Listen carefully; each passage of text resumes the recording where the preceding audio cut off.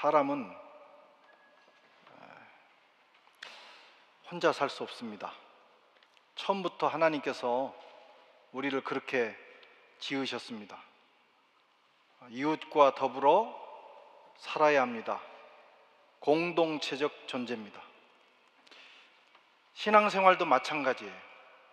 혼자 할 수 없어요. 구원은 개인적으로 받습니다.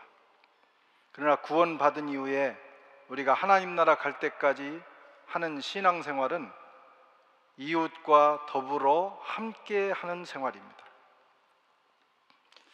교회라는 말 자체가 그런 뜻이에요. 에클레시아, 세상으로부터 우리를 불러내서 그 불러낸 사람들의 모임이 바로 교회입니다. 하나님께서는 구원받은 우리가 이 교회라고 하는 공동체를 통해서 배우고 양육받고 훈련하고 또 서로 도우면서 하나님 나라를 이루도록 하셨습니다. 그래서 교회 생활을 잘 하기 위해서는 이웃과 더불어 사는 훈련이 돼야 돼요. 나 혼자만 잘할 수는 없습니다. 서로 잘해야 합니다. 이웃과 더불어 사는 그 능력을 갖추지 못하면, 그런 지혜가 없으면 우리가 신앙생활이 불행하고 힘들어집니다. 자, 어떻게 공동체, 더불어 사는 삶을 살 수 있을까요? 첫째는 문제를 해결하는 지혜가 있어야 됩니다. 함께 살기 위해서는 문제를 해결하는 지혜가 필요해요. 오늘 1절에 보면 형제들아, 사람이 만일 무슨 범죄한 일이 드러나거든 신령한 너희는 온유한 심령으로 그러한 자를 바로잡고 너 자신을 살펴보아 너도 시험을 받을까 두려워하라. 우리 인생이 문제로 가득합니다. 문제투성이, 그것이 저와 여러분 인생입니다. 왜 이렇게 문제가 많은가? 문제가 없는 사람이 없어요. 왜 이렇게 문제가 많은가? 인생이란 무엇인가?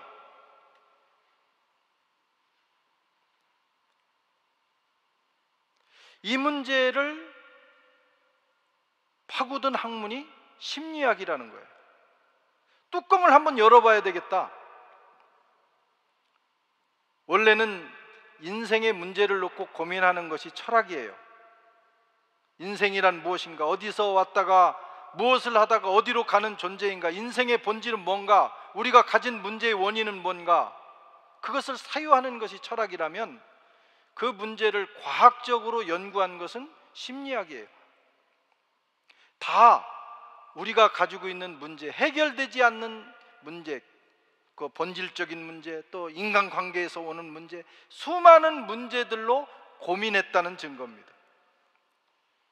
그 중에서 발달 심리학이라는 것은 사람이 태어나서, 연구를 해보니까 사람이 태어나서 자라가는 과정에, 발달하는 과정에 문제가 있어서 오늘 우리 같은 이런 문제투성이가 나왔다. 우리는 그 문제를 가지고 살아간다. 그들은 그렇게 결론을 내렸습니다. 성경은 죄 때문이라고 합니다. 우리가 죄성이 있기 때문에 수많은 문제를 내포하고 살아간다는 거예요. 하여튼 어떻게 분석을 하든 우리는 문제가 많습니다. 이런 문제 많은 개인들이 모인 것이 공동체입니다.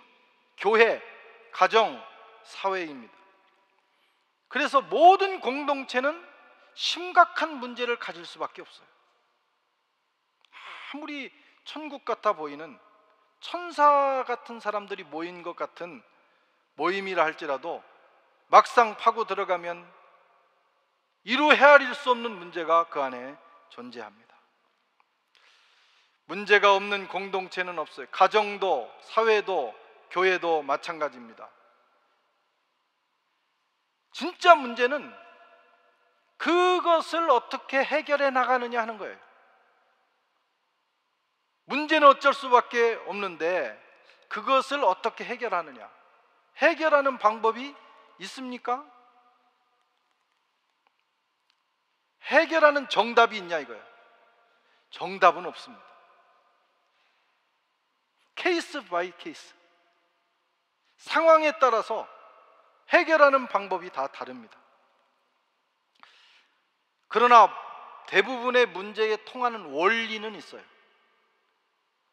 그 원리를 장착하고 상황에 맞게 적용해 나가면 우리는 여러 가지 문제를 해결해 나갈 수가 있습니다. 그것이 우리의 지혜입니다. 원리, 어떤 인생의 문제를 해결하는 원리, 그 중에서 공동체 안에서 일어나는 갈등의 문제, 여러 가지 사람으로 인한 문제, 죄를 범하는 문제, 이런 문제들을 해결해 나가는 원리가 있는데 오늘 사도 바울이 그것을 제시하고 있습니다. 아마 갈라디아 교회도 문제가 제법 많았던 것 같아요. 사도 바울이 쓴 편지들은 대부분 다 그 교회에 문제가 있음을 보여줘요. 문제가 심각한 교회도 있고 비교적 괜찮은 교회도 있어요. 그런데 이 갈라디아 교회는 많은 문제를 가졌어요. 그래서 사도 바울의 그 필체, 그 분위기가 상당히 험악합니다. 복음에 대한 문제, 사도권에 대한 문제. 그런데 그거 말고도 이 교회 안에 보통 교회가 가지고 있는 문제들도 있었던 것 같아요. 그게 도덕적인 문제인지 영적인 문제인지는 분명히 밝히고 있지는 않지만, 그게 또 대인 관계의 문제인지도 모르지만 어쨌든 이 교회도 고민을 가지고 있었어요. 그걸 해결해야 신앙생활이 행복해져요. 그걸 해결해야 공동체가 건강해집니다. 어떻게 해결할 것인가? 바울이 제시한 원리는 아주 간단합니다. 온유한 심령으로 바로 잡아라. 온유한 심령으로 바로 잡아라. 두 마리 토끼를 잡으라는 거예요. 문제도 해결하고 그 문제를 일으킨 사람도 보호하고. 문제를 그대로 덮어놓으면 그것이 썩습니다. 그래서 나중에 공동체, 교회라고 하는 몸 전체가 썩어요. 그래서 해결해야 돼요. 그렇다고 해서 그 원인이 된 사람을 버릴 수는 없어요. 살려야 돼요. 두 마리 토끼를 잡아야 되는 거예요. 그 비결이 온유한 심령으로 바로 잡아라. 이것이 교회의 문제를 해결하는 원리입니다. 이 지혜를 가져야 돼요. 이 원리를 가지고 때로는 오래 기다려야 되고 때로는 급하게 일을 처리해야 되고 상황에 맞게 적용해야 합니다. 또 공동체 안에는 해결사가 필요합니다. 이걸 모든 사람이 할 수 있는 건 아니에요. 교회가 문제가 생기면 누구나 그 문제를 해결할 수는 없어요. 하나님이 은사를 주신 사람이 있어요. 그 직분의 은사를 주셨거나 직분을 통해서 하시거나 아니면 공동체 안에 문제를 잘 해결하는 사람이 있어요.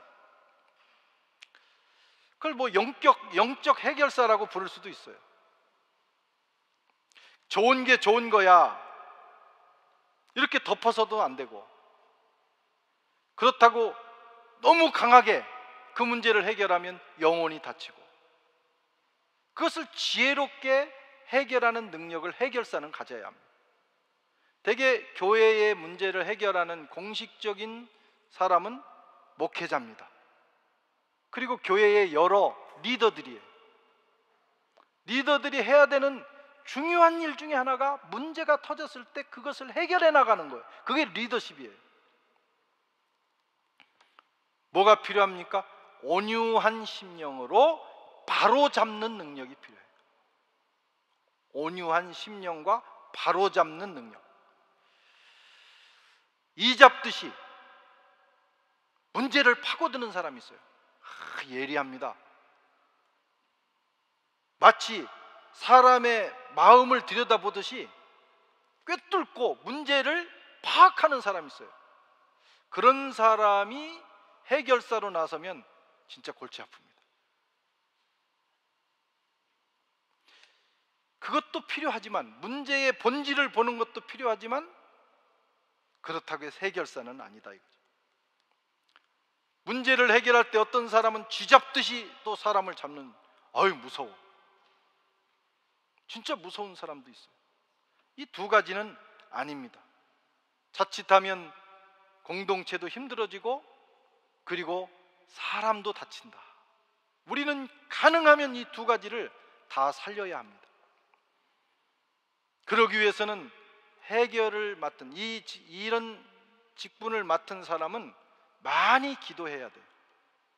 문제가 보이면 보이는 대로 기도해야 되고, 언제 그 문제에 개입할 것인지 그 시기를 위해서 기도해야 되고, 어떤 말을 해야 될 것인지, 어디까지 얘기를 해야 될 것인지, 어떻게 풀어가야 될 것인지, 하나님께서 지혜를 주실 때까지 기도해야 됩니다. 그리고 온유한 마음으로,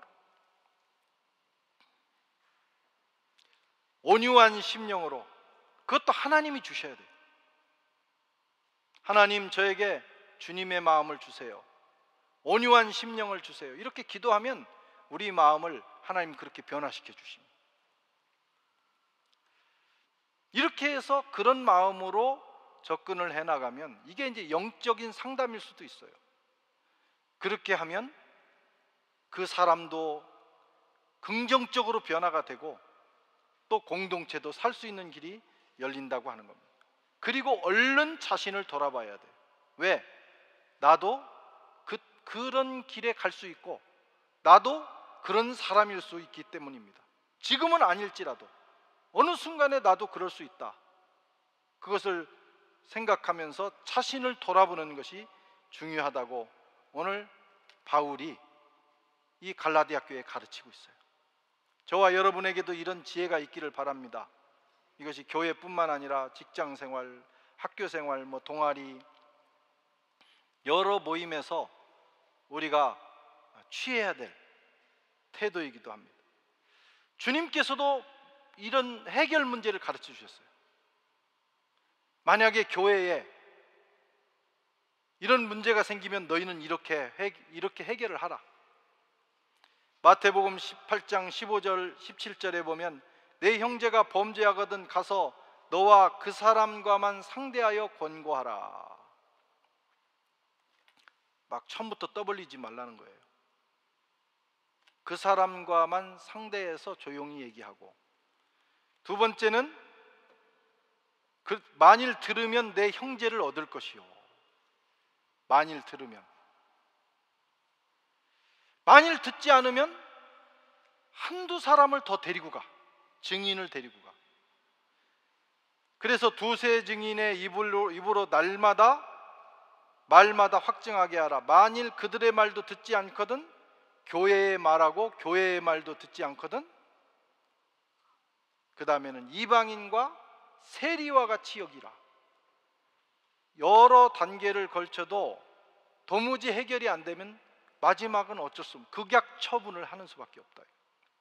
그래서 공동체를 살리게 되는 것입니다. 이게 예수님이 우리에게 가르쳐 주신 지혜입니다. 문제가 생겼을 때 신중하게 그러나 단호하게 할 때 교회가 살고 본인도 살게 되는 겁니다. 이런 지혜와 능력이 저와 여러분들에게 함께 하시기를 바랍니다.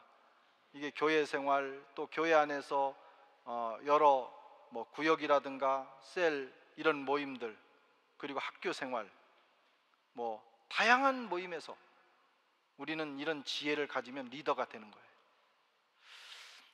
자, 공동체 생활을 어떻게 해야 될까? 두 번째는 서로의 짐을 나누라, 이렇게 말씀합니다. 2절에 너희가 짐을 서로 지라. 그리하여 그리스도의 법을 성취하라. 이웃을 돕는 문제예요. 왜 함께 모여 살아요? 서로 돕기 위해서 그런 거예요.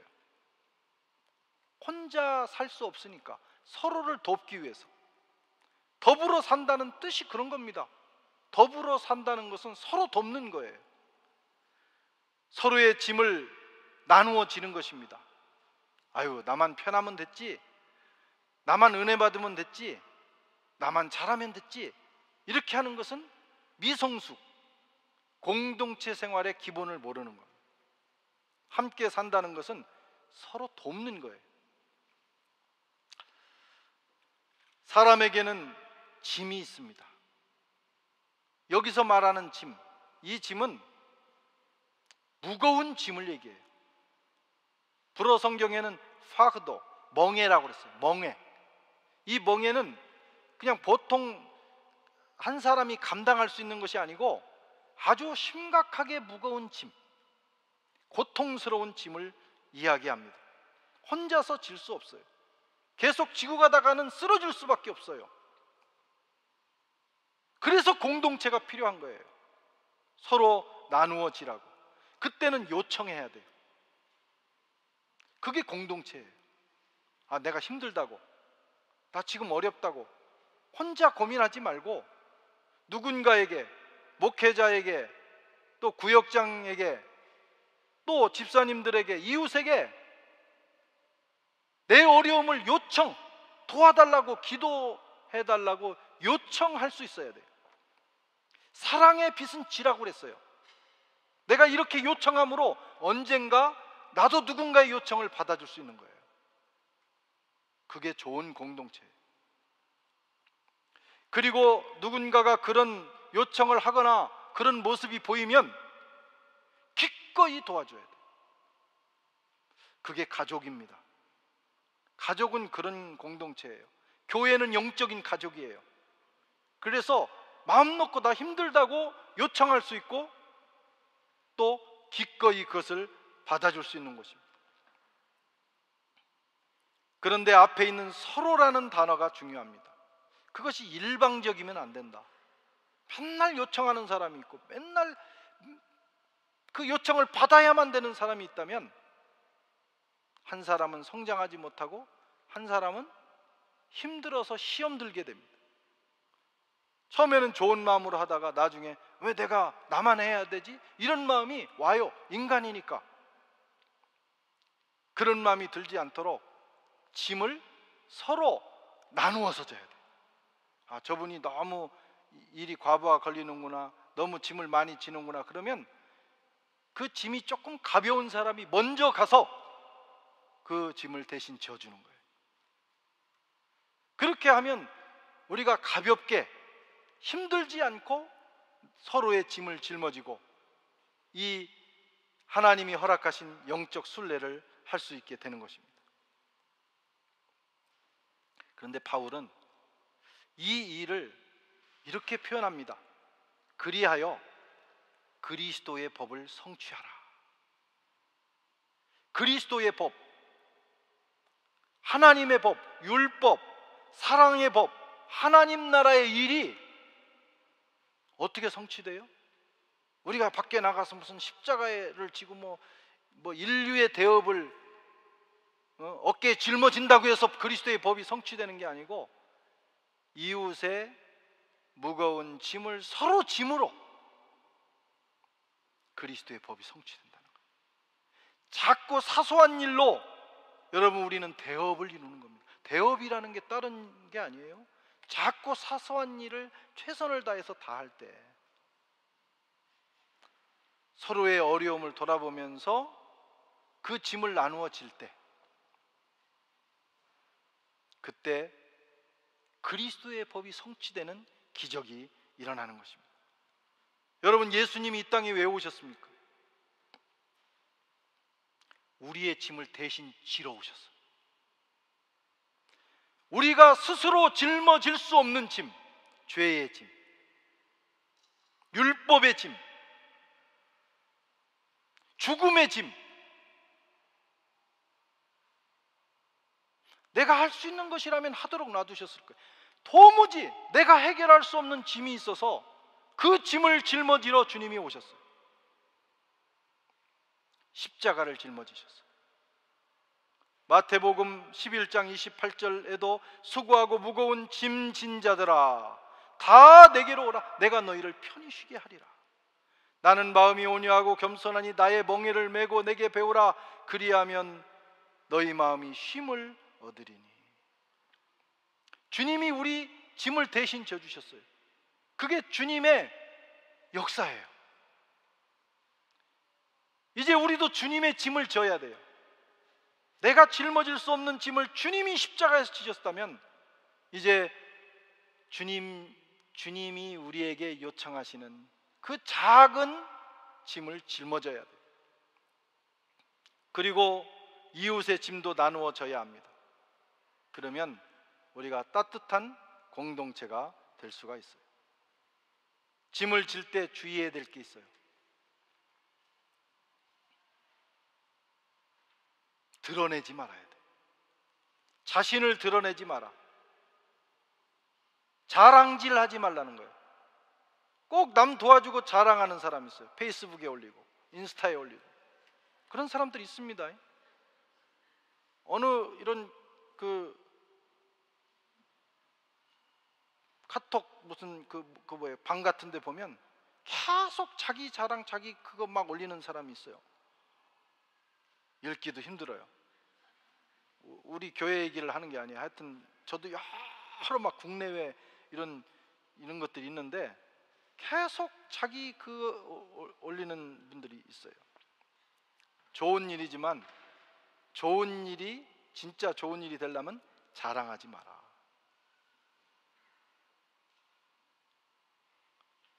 자랑하는 순간 그것은 상이 없어져요. 그리고 자랑하는 순간 그 도움을 받은 사람은 상처를 받아요. 우리가 작은 것 주고 인간이 가지고 있는 가장 큰 것 그게 뭐예요? 자존심 아닙니까?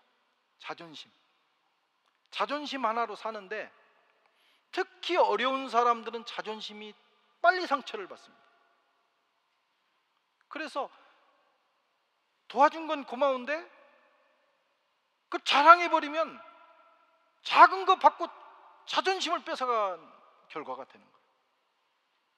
그래서 예수님이 도와줄 때, 남을 도와줄 때는 오른손이 한 일을 왼손이 모르게 해라. 자기도 잊어버리라는 거예요. 그래야만 그 도움을 받은 사람이 그게 상처가 되지 않고 기쁨이 되고 힘이 되는 거예요.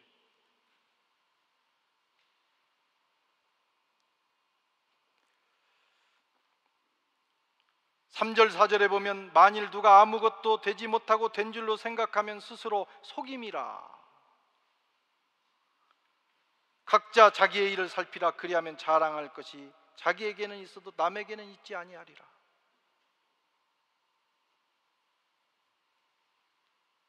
자랑하는 일을 우리가 멈춰야 합니다. 물론 좋은 의미로 어떤 일을 홍보하는 건 좋아요. 제가 얘기하는 것은 개인을 도왔을 때 얘기하는 거예요. 뭐 교회가 어떤 좋은 일을 하기 위해서 거기에 참여하게 하기 위해서 할 수는 있어요. 어떤 모임이. 그러나 내가 어떤 개인을 도왔는데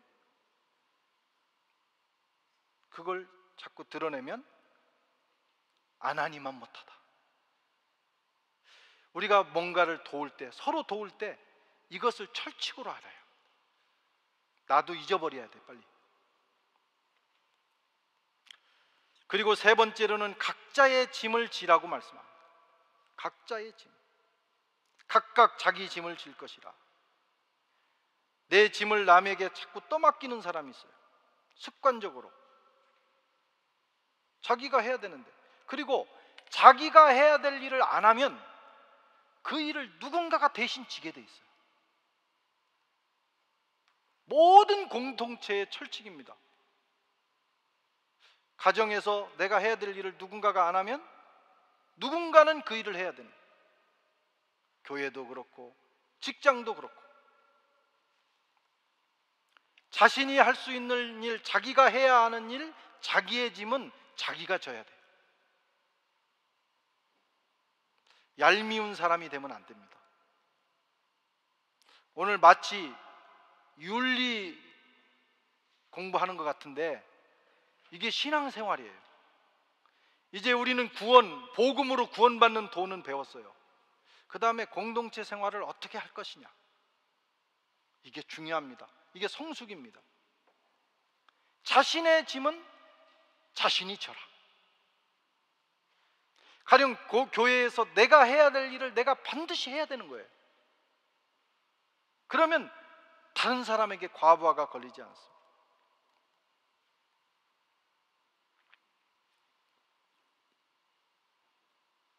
그리고 자기가 한 일을 다 했을 뿐만 아니라 남는 에너지로 다른 사람의 일을 거두는 거예요. 큰 힘 들이지 않아요, 서로. 그러면 정말 서로가 행복해집니다.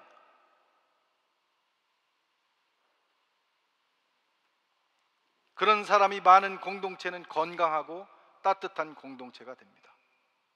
부담스럽지 않아요.